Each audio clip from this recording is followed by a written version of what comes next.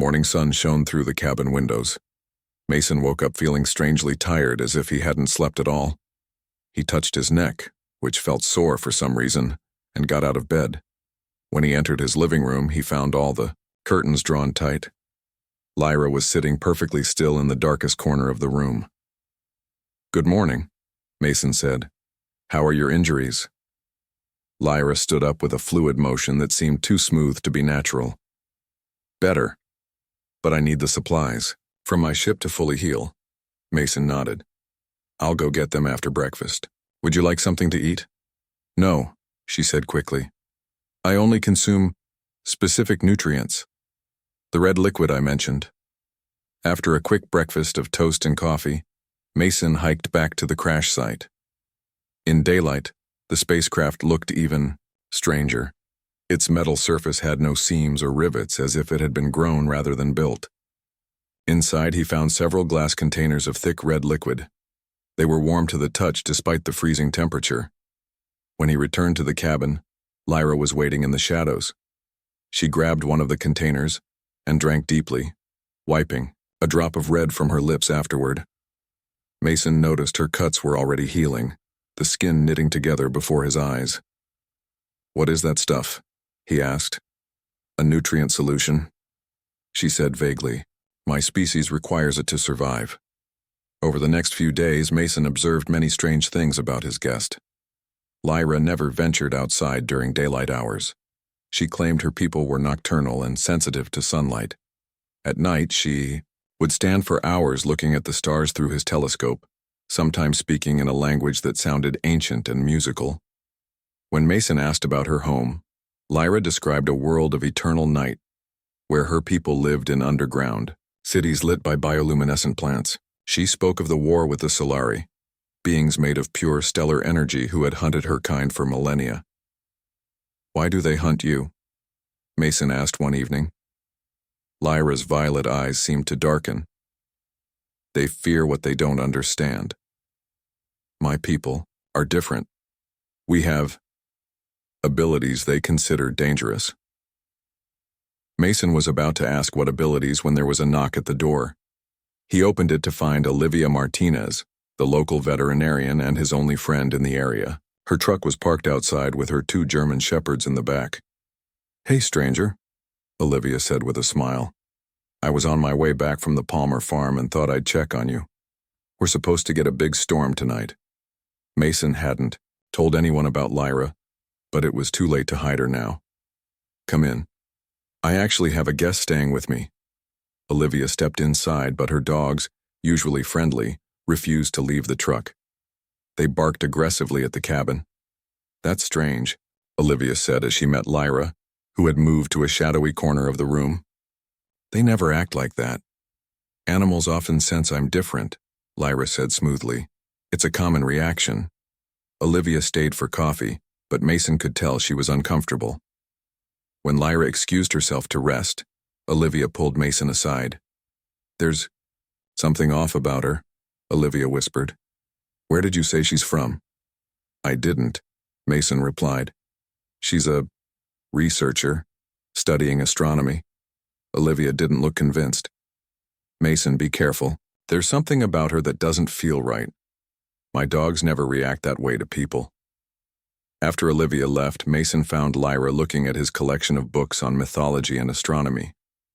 "Your friend doesn't trust me," Lyra said without looking up. "She's just protective," Mason replied. "I don't get many visitors out here." Lyra ran her fingers over a book about constellation myths. "Humans have always looked to the stars and seen monsters," she said softly. "Sometimes they were right to be afraid."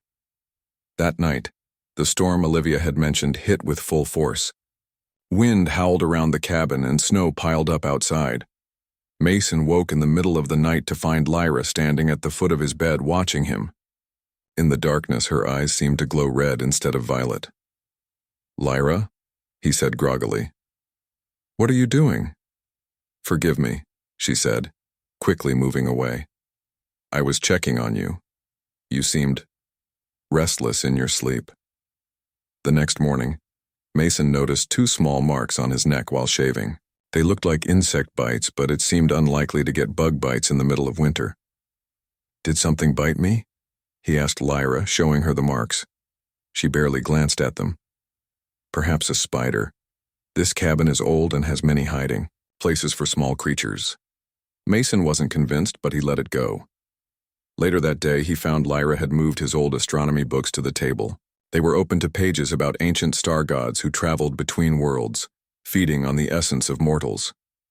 "Interesting reading," he commented. "Your ancestors had encounters with beings like me," Lyra said. "They didn't understand what they saw, so they created myths to explain it." "Are you saying vampires are real? And they're aliens?" Mason tried to make it sound like a joke, but Lyra didn't smile. "What you call vampires were a primitive understanding of my species," she said seriously. "We do not feed on blood for its iron content, as your horror stories suggest. We absorb genetic memories and knowledge through biological material." Mason laughed nervously. "You're joking, right?" Lyra just looked at him with those unusual eyes. "Have you been feeling tired lately, Mason? Having strange dreams?" He had been.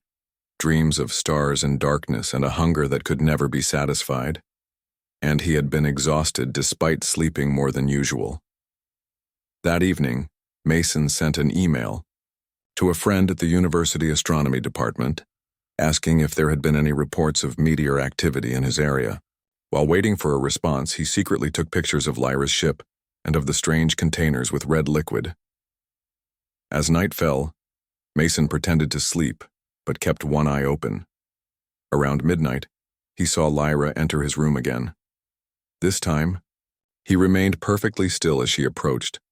In the faint moonlight coming through his window, he saw her hover slightly above the floor, not walking, but floating.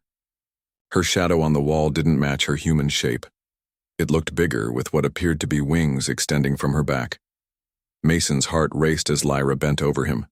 Her face changed, becoming more angular, her eyes glowing crimson. From her mouth, two sharp fangs extended. She moved toward his neck. Mason jumped up, startling her. "What are you doing?" he shouted. Lyra hissed an inhuman sound and backed away. Her face returned to its human appearance, but her eyes still glowed red. "I was going to tell you," she said. "Eventually." Outside, the wind picked up again, but this time it wasn't just the storm. Lights appeared in the sky, moving in formation, and in the distance, the sound of helicopter blades cutting through the night told Mason that whatever was happening, it was bigger than just him and the alien visitor who had been feeding on him while he slept. Mason backed away from Lyra, his hand at his neck where he'd found the strange marks. Everything suddenly made terrible sense. Her aversion to sunlight, the red liquid she consumed, the way she watched him as he slept, his constant fatigue. "What are you?" he demanded, though he feared he already knew the answer. Lyra's red eyes slowly faded back to violet. Her fangs retracted, but she made no attempt to deny what he'd seen. "I am what your people would call a vampire, yes, but not the undead creature of your myths. My kind evolved naturally on a world of perpetual darkness orbiting a dying star." Mason grabbed a lamp from his bedside table, holding it like a weapon. "You've been feeding on me." "Yes," she admitted, "but not to harm you. I take only what I need to survive, and I give something in return." "What could you possibly give me?" "Dreams," she said. "Knowledge of the stars. Glimpses of worlds you humans have yet to discover. When we feed, there is an exchange. We gain sustenance, and you gain understanding." Mason remembered his vivid dreams of strange planets and ancient civilizations. He had assumed they were just his imagination, inspired by Lyra's stories. "That doesn't make it right," he said. "You should have asked." Lyra lowered her head. "Would you have said yes?" Before Mason could answer, the sound of helicopters grew louder. Lyra's head snapped up, her eyes wide with alarm. "They've found me." "Who?" "Your government. They know about my kind. We've had encounters before." Mason went to the window and carefully peeked out. In the distance, he could see several black helicopters approaching, Searchlights sweeping the forest. What do they want? To capture me, study me, weaponize my biology. Lyra moved to his side, careful to stay in the shadows. But they are not the only ones coming. She pointed to the night sky where strange lights moved in patterns no human aircraft could achieve. The Solari have tracked me here. Now you will see the truth of the war I spoke about. Mason's computer chimed with an incoming email. It was from his astronomer friend.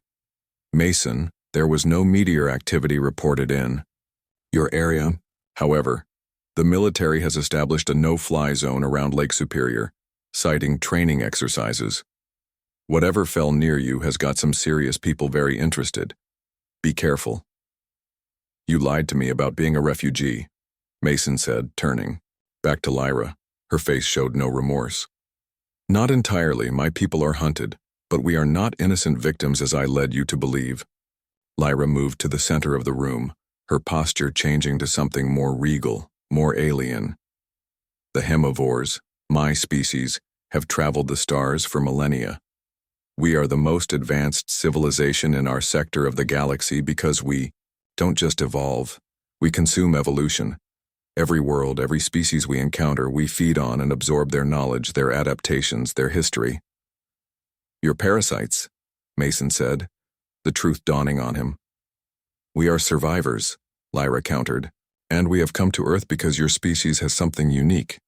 Creativity, imagination. Your minds hold possibilities that even we have never considered. The helicopters were getting closer. Outside, Mason heard the sound of vehicles, approaching on the snowy road to his cabin. The Solari, Lyra continued, are not aggressors hunting innocent refugees. They are galactic peacekeepers trying to contain the spread of my kind before we consume all sentient life in the galaxy. Mason felt sick. So you were just using me? Feeding on me until what?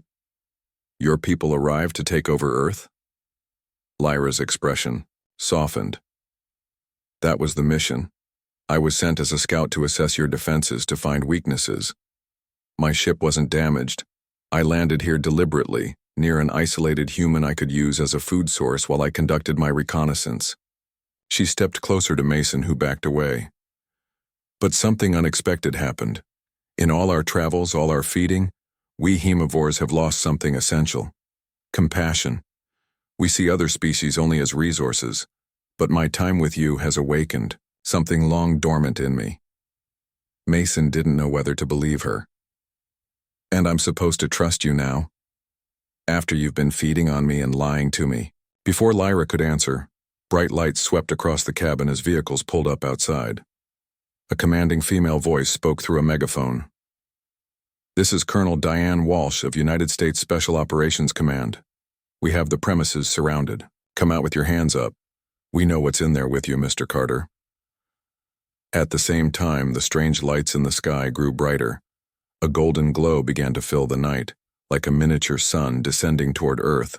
The Solari, Lyra whispered. They've found me too. Mason looked between the door and the alien woman. What happens if I turn you over to the military? They will dissect me to study my biology. They've captured one of my kind before. That's how they knew to look for me. They hope to use our abilities to create soldiers who can absorb knowledge instantly, who heal from any wound, who live for centuries. And if the Solari find you, they will execute me as a scout for an invasion force.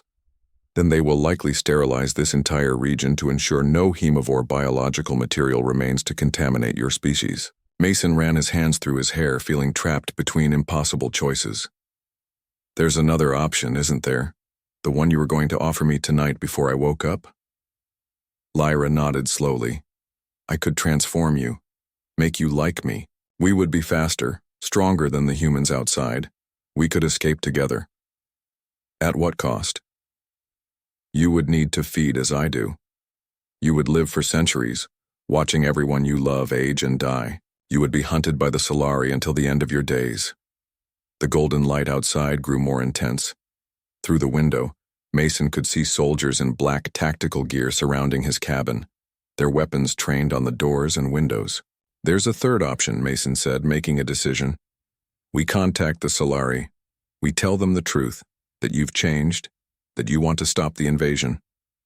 Lyra looked shocked. "They would never believe me." "Then I'll speak for you," Mason said. "But first you need to tell me everything. The complete truth about your people, your plans for Earth, and how to stop them." Lyra hesitated, then nodded. "The Hemivores have never known peace. We have never sought it. We conquer, we consume, we move on. But..." She looked at Mason with an expression he couldn't quite read. "Perhaps it's time for that to change." Outside, Colonel Walsh's voice came again through the megaphone. "You have 5 minutes to come out or we're coming in. This is your only warning." The golden light from the sky intensified until it was almost as bright as day outside the cabin. The Solari were coming. Mason took a deep breath and made his choice.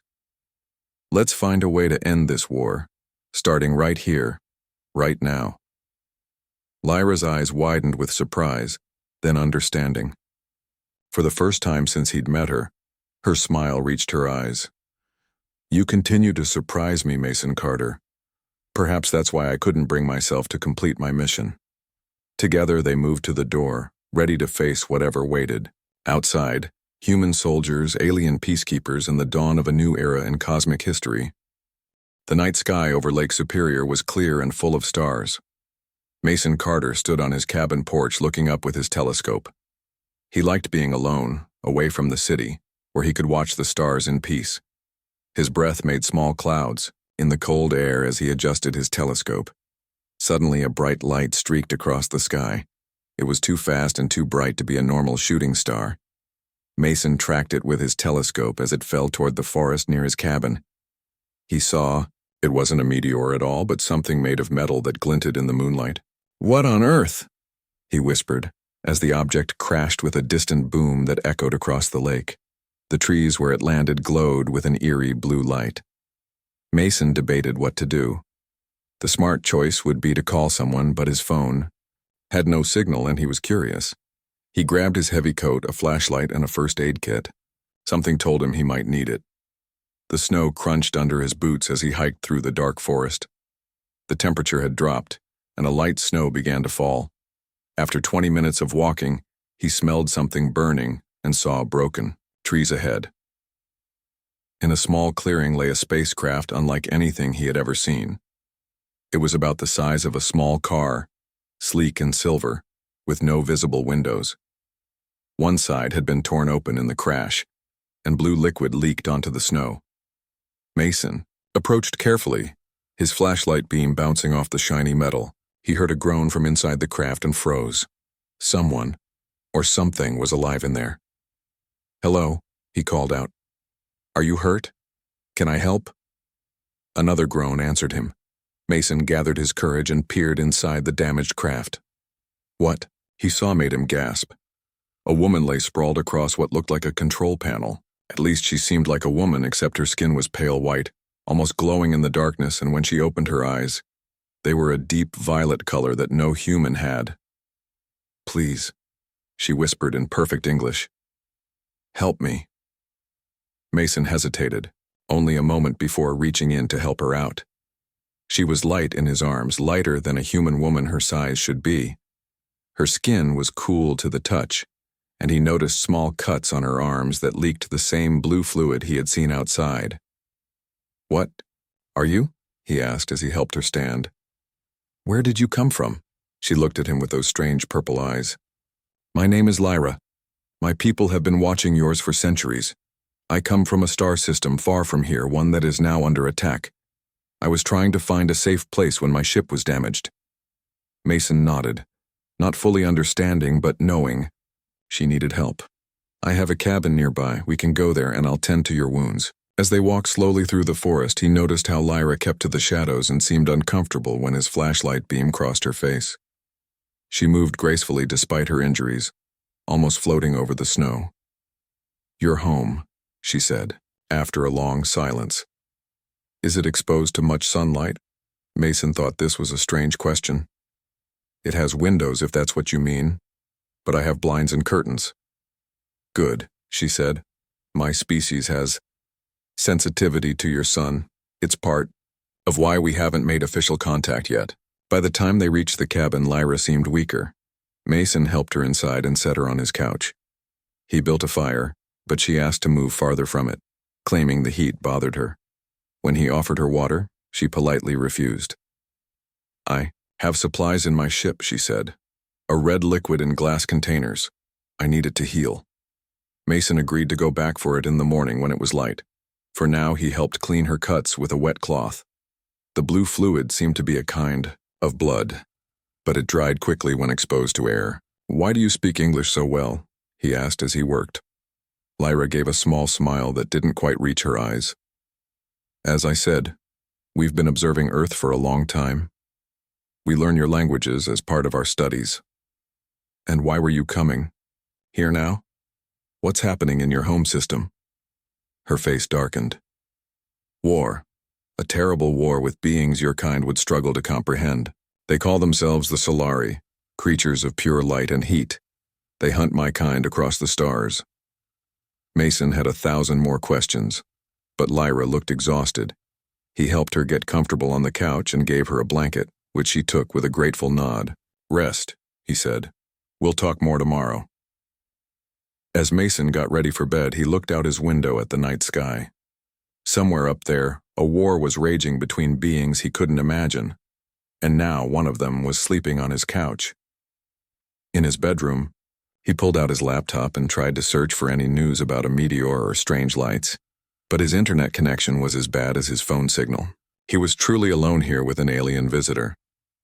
Before sleep took him, Mason didn't notice the faint red glow coming from Lyra's eyes as she stood in his doorway, watching him with an unreadable expression. She silently moved back to the couch. When he stirred, her movements too quick and fluid to be human. Miles away in a secret government facility, alarms went off as satellites detected the crash. Colonel Diane Walsh was pulled from her bed to an emergency meeting. "What do we have?" she asked as she entered the control room filled with screens and nervous technicians. "Ma'am, Project Nightfall has detected an anomalous entry and crash landing near Lake Superior," a young operator said. "Energy signature matches the 2018 Quebec incident." Walsh's face hardened. She knew what that meant. "Get a team ready. Full. Containment protocol. I want to be on site by dawn." As she looked at the satellite images of the crash site, Walsh touched a small scar on her neck. 2 tiny puncture marks that had never quite healed. "Not this time," she whispered. "Not on my watch." Back at the cabin, the snow fell harder, covering the footprints that led from the crash site. In the darkness, Lyra's eyes glowed as she stared out the window at the stars, whispering words in a language no human had ever heard. The war that had followed her across the galaxy was coming to Earth, and Mason Carter had no idea what he had welcomed into his home. Mason stood beside Lyra at the cabin door. Outside, Colonel Walsh and her team waited with weapons ready. Above them, the golden light of the approaching Solari ship turned night into an eerie twilight. "Before we go out there," Mason said, "tell me how to contact the Solari." Lyra's violet eyes reflected the golden light. "They communicate through pure thought and energy, but they can understand speech if directed at their vessels. Simply speak to the light." Mason nodded and reached for the door handle. As he did, Lyra grabbed his arm with surprising strength. "Wait," she said urgently. "There's something else coming." A second later, Mason felt it too, a deep vibration that shook the floor beneath his feet. The glasses in his kitchen cabinets clinked together. Outside, the soldiers looked up in confusion. "My people," Lyra whispered. "They received my distress signal when your military tracked me. A Hemivore warship has entered your atmosphere." The sky lit up with a new light, harsh and crimson, pulsing like a heartbeat.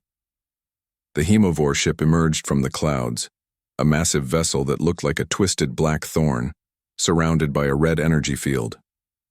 Colonel Walsh's voice came through, her megaphone again, but this time it held a note of panic. "All units, prepare for code midnight. This is not a drill." The soldiers around the cabin scrambled for new positions. Some pointed strange-looking weapons toward the sky. Mason realized these weren't regular troops. They were prepared for exactly this situation. "How many Hemivores are on that ship?" he asked, his mouth dry with fear. "Hundreds. Lyra replied. And they won't care about human casualties, they've come for me. But they'll see this as an opportunity to start the invasion early. Mason made a decision. He grabbed his coat and threw open the door. "Colonel Walsh," he shouted over the increasing wind. "We need to talk." Soldiers immediately trained their weapons on him. From behind an armored vehicle, a tall woman with short gray hair stepped forward. She wore a black tactical uniform with no insignia, and her hard eyes showed no fear, only determination. "Mr. Carter," she called, "step away from the alien and come toward me slowly." "She's not what you think," Mason replied, standing his ground. "And we have bigger problems right now."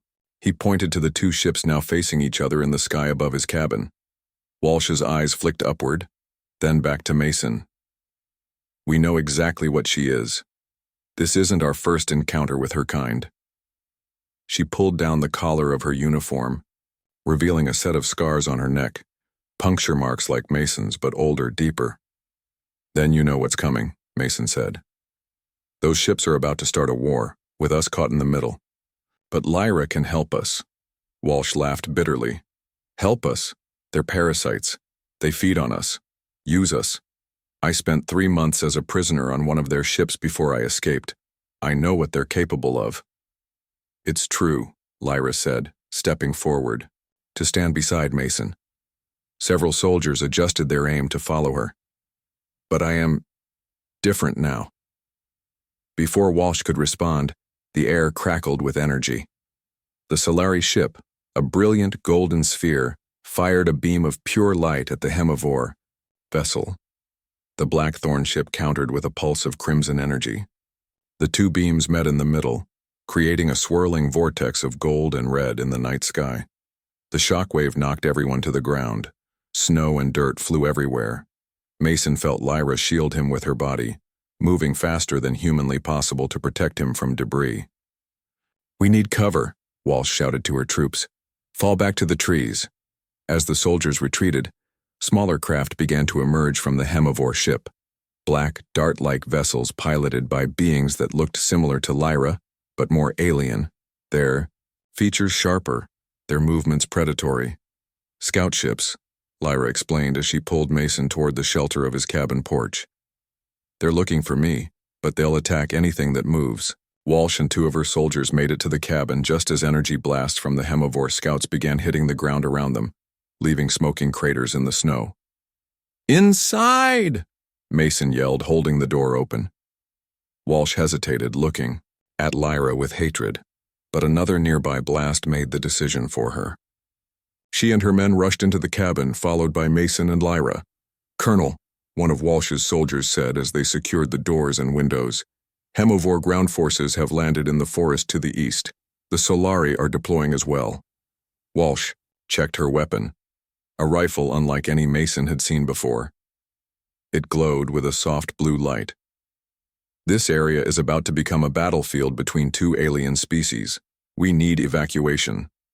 "There's no time," Lyra said, her voice suddenly deeper, more resonant. "The HFYs will find me and they will kill anyone who gets in their way." Walsh aimed her weapon at Lyra. "Then I should just hand you over." "No." Mason stepped between them. "She's our best chance at stopping this." "Lyra, can you communicate with the Solari? Tell them you want to defect?" Lyra closed her eyes for a moment. "The Solari would never trust a HFY. Our species have been at war for millennia, but..." Her eyes snapped open. "There might be another way. My ship.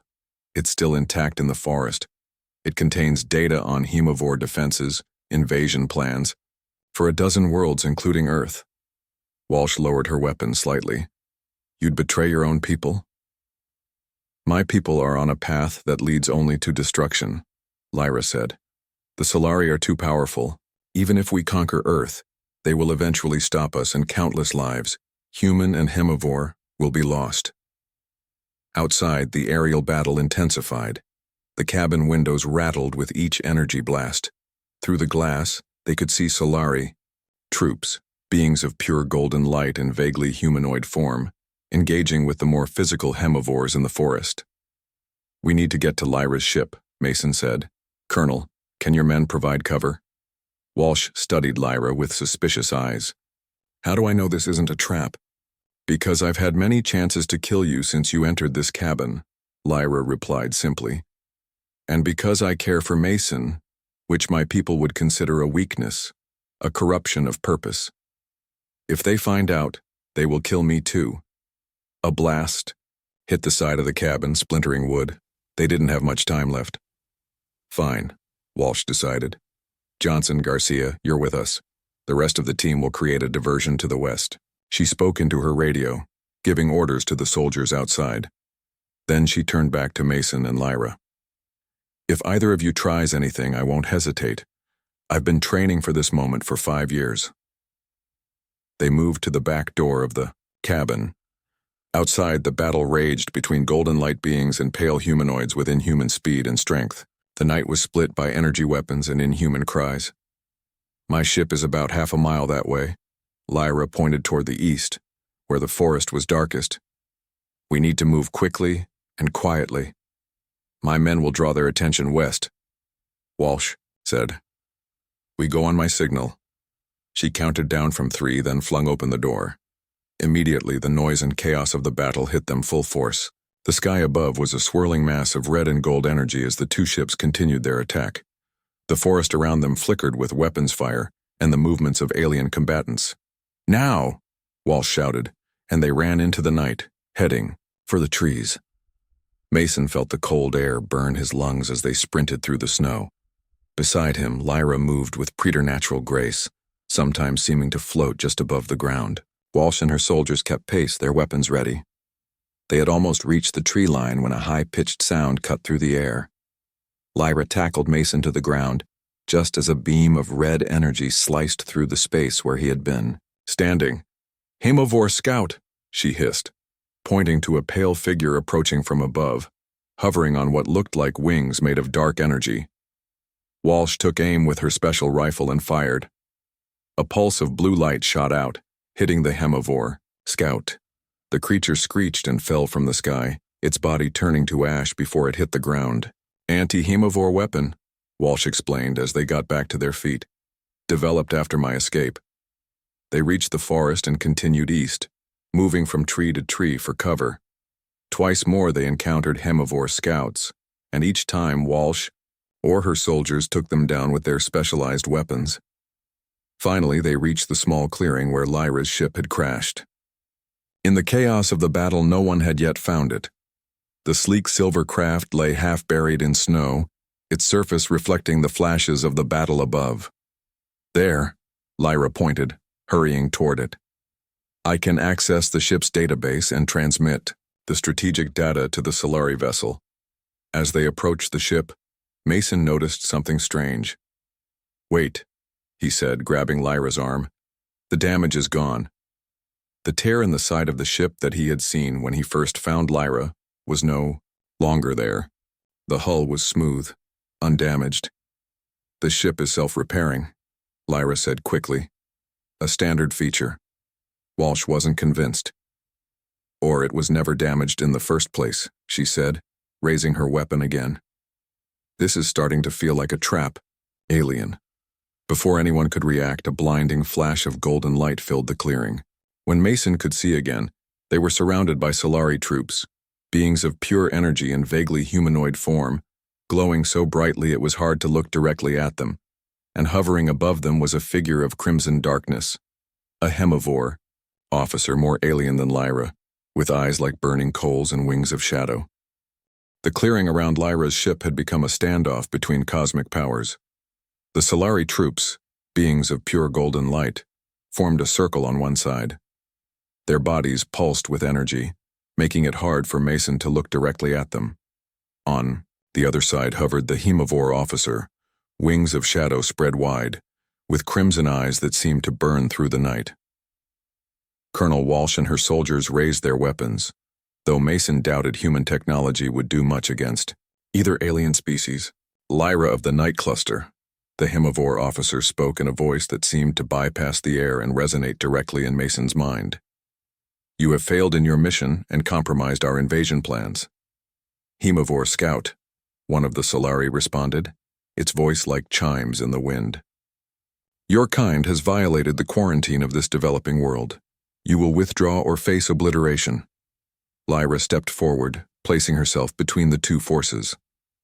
This conflict ends now, she declared. I choose neither side. The HFY officer hissed, showing fangs larger than Lyra's. Betrayal. You have been corrupted by these lesser beings. Not corrupted, Lyra replied calmly. Evolved. I've discovered something our kind has forgotten in our endless consumption of other species. The capacity for connection, for bonds beyond predator and prey. She gestured to Mason. This human sheltered me, cared for me, even after learning what I am. The HFY way is not the only way. The Solari beings seem to confer silently among themselves, their light flickering in patterns. Finally, one stepped forward, its form solidifying slightly to appear more humanoid. Deception is the way of the HFYs, it said. We have no reason to trust your words. Then trust actions, Mason said, finding his courage. Lyra could have completed her mission. She could have called for the invasion sooner. Instead, she's standing with us against her own kind. Colonel Walsh, who had been silent until now, spoke up. I've encountered her species before. They kept me prisoner, fed on me. She lowered her weapon slightly. But this one, she's different. The HFY officer laughed, a chilling sound, like ice cracking. Different? Weak, you mean? She has forgotten what makes our kind superior. Superior? Lyra challenged. We feed on other species, take their knowledge, their abilities, but we've lost our own identity in the process. We're parasites, not gods. She turned to face the Solari.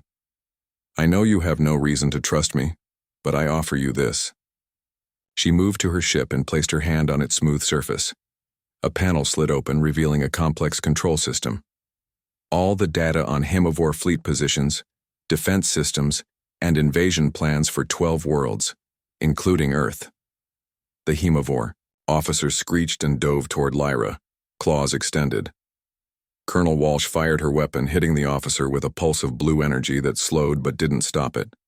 Mason ran forward, trying to help, but he knew he was no match for an alien predator. What happened next occurred so quickly that Mason barely processed it. Lyra moved with blurring speed, intercepting the HFY officer. They clashed in a swirl of shadow and pale light, moving too fast for human eyes to follow. One moment they were grappling in the air.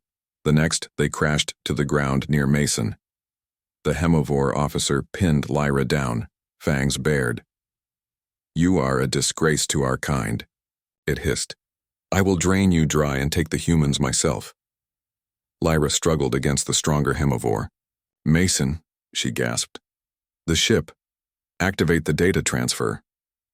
Mason rushed to the open panel on Lyra's ship, but he had no idea how to operate the alien technology. The controls were unlike anything he had ever seen. No buttons or switches, just glowing symbols that shifted and changed as he watched. How? He shouted. The Solari beings remained where they were, observing but not interfering. Their golden light pulsed more rapidly, as if they were agitated or excited. Colonel Walsh joined Mason at the ship. Let me try, she said. I saw the inside of one of their vessels. Her fingers hovered over the symbols, then pressed a sequence of glowing marks. The ship hummed to life, panels lighting up with crimson energy. A beam of red light shot upward from the craft, connecting with the Solari vessel still hovering above the battlefield. The HFY officer screamed in rage. With newfound strength, Lyra pushed her attacker off and scrambled away. It's done, she said. The Solari have everything they need to end this war. The officer lunged for Lyra again, but this time the Solari intervened. 3 of the light beings surrounded the HFY, their golden energy forming a cage. The officer thrashed and fought, but could not break free. The main Solari representative approached Lyra. Up close, Mason could see that it wasn't entirely made of light. There was a core of something solid within the glow, something crystalline. Your actions are unprecedented, the Solari said to Lyra. Never has a HFY chosen to betray its kind for the sake of another species. I didn't do it just for humans, Lyra replied. I did it for my own people too. This endless war serves no one. The path we're on leads only to destruction. Solari being seemed to consider this. What would you propose instead? Lyra looked at Mason, then back at the Solari. Peace. Coexistence. My people have skills and knowledge that could benefit the galaxy if we weren't consumed by our hunger for dominance. She placed her hand on her chest. I've discovered that it's possible for us to change, to evolve beyond our predatory nature. If I can do it, others can too. The captured Hemivore officer laughed again. Impossible. The hunger is who we are. It defines us. No, Lyra said firmly. It limits us. I've felt what it's like to care for another being, to put their needs before my own hunger. It's not weakness, it's a different kind of strength. The Solari conferred among themselves again, their light patterns complex and rapid. Finally, the representative turned back to Lyra. We offer you a choice, it said. Return with us as an ambassador to broker peace between our kinds, or remain on Earth as its protector against future Hemivore incursions. Mason felt a pang in his chest at the thought of Lyra leaving. In the short time he had known her, despite her deceptions, he had grown to care for her. Lyra seemed to sense his thoughts. She turned to him with a sad smile. Both choices mean leaving you, she said. Softly. Colonel Walsh cleared her throat. There might be a third option. Everyone turned to her in surprise. Our scientists have been studying Hemivore biology since I brought back samples from my captivity. We've made some discoveries about how their feeding mechanism works. She looked at Lyra. We believe it might be possible to modify a Hemivore's physiology, to remove the need for feeding on sentient beings. Lyra's eyes widened. How? The details are classified, but I'm authorized to offer you this opportunity. If you agree to work with us, share your knowledge of your species, and help protect Earth from any future threats. The Solari representative drifted closer. This is unexpected. Such a transformation has never been attempted. I'll do it, Lyra said without hesitation. If there's a way to live without feeding on others, to keep my connection with Mason and still help my people find a better path, I choose that. The Solari seemed to consider this, then nodded. A strangely human gesture from a being of light. We will allow this experiment, but we will be watching. If you revert to your predatory nature, if this modification fails, we will return. The high, Hemivore officer, still captive in the cage of light, snarled. The fleet will come for you, traitor. They will burn this world to ash. No, Lyra said confidently. The data I gave the Solari includes the fleet's vulnerabilities. This invasion is over before it began, and when word spreads of what I've discovered, a way to evolve beyond our hunger, others will follow. The Solari representative gestured upward. The battle in the sky had ceased. The massive Hemivore warship was retreating, pushed back by the golden Solari vessel. We will take this officer for questioning, the Solari said, indicating the captured Hemivore. The rest of your kind will be allowed to leave Earth's space unharmed this time. We will return in one cycle to evaluate your experiment. With that, the Solari and their prisoner vanished in a flash of golden light, transported to their ship above. The night was suddenly quiet, the forest dark again except for the fading glow of fires from the battle. Colonel Walsh spoke into her radio, giving orders to her remaining troops. The threat is neutralized for now. Secure the perimeter and prepare for extraction. She turned to Mason and Lyra. You two will come with us. We have a lot to discuss. Mason looked at Lyra, unsure of what the future held. Will they really help you, or are they just going to study you like a lab rat? Lyra took his hand, her touch cooler than a human's but gentle. I trust Colonel Walsh. Despite what my kind did to her, she's offering a way forward. And I'll have you to make sure they keep their word. Walsh actually smiled. A small, tight smile, but genuine. Mr. Carter will be given consultant status. We need human perspectives in this new era of interspecies relations. As they walked back through the forest toward the waiting military vehicles, the eastern sky began to lighten with the first hints of dawn. Lyra looked at it with wonder rather than fear. Soon, she said, I might be able to see my first sunrise. Mason squeezed her hand. There will be many firsts for both of us. 3 years later, Mason stood with Lyra on the observation deck of a secret facility in the New Mexico desert.